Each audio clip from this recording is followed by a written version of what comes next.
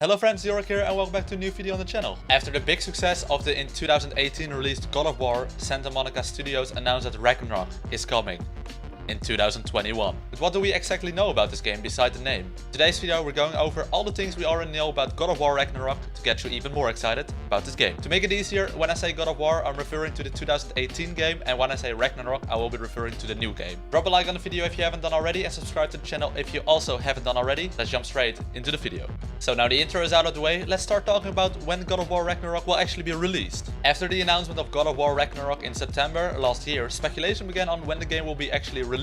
Recent rumors stated that Santa Monica Studios began developing the new game right after the release of God of War. The studio was spotted with multiple job listings mid-2019, and many of them leaning to the development of Ragnarok. Cory Barlog, creative director of Santa Monica Studios, began hinting towards Ragnarok in 2019, seen from this thread on Twitter. If you put every begin letter of the tweets that will show on the screen right now, it spells out Ragnarok is coming. From all these rumors and speculations, we can expect Ragnarok to come out late 2021. We hope to see an official release date soon, but for now, late 2021 it is. Possibly the biggest thing about Ragnarok will be the story, so let's talk about it. Before going over the possible clue of the next game story, I want to give a quick spoiler warning for God of War, as we will be talking about events that happened in that game.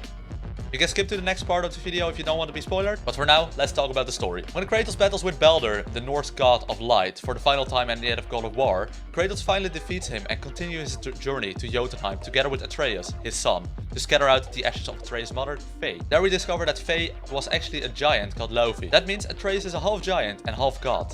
We also learn that Atreus has another name, Loki.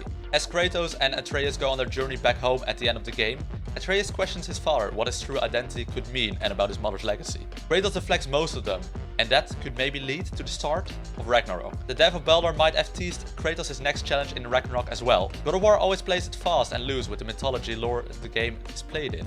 But Baldur's death is usually the mark of the coming of Ragnarok. The secret cutscene at the end of God of War shows Thor coming to confront Kratos, suggesting something big is about to happen. Talk about Thor's appearance in the game. German friends on Twitter put out this tweet that Roger Clark, aka the voice actor of Arthur Morgan in Red Dead Redemption 2, put this up on his Instagram story. Potentially the voice actor of Thor in God of War Ragnarok. So maybe we could expect some of the famous quotes of Red Dead Redemption 2 in God of War Ragnarok. Hey, where are you hiding now? Hey!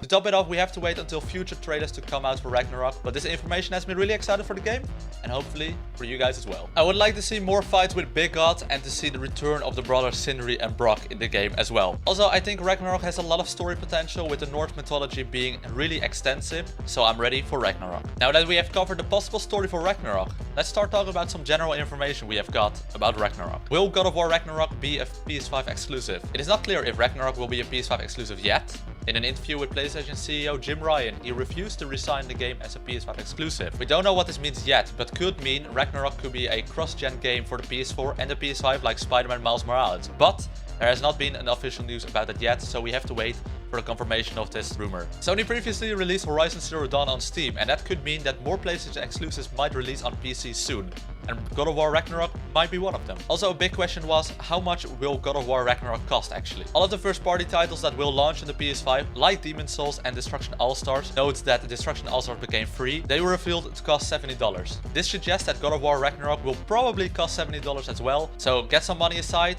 to get God of War Ragnarok.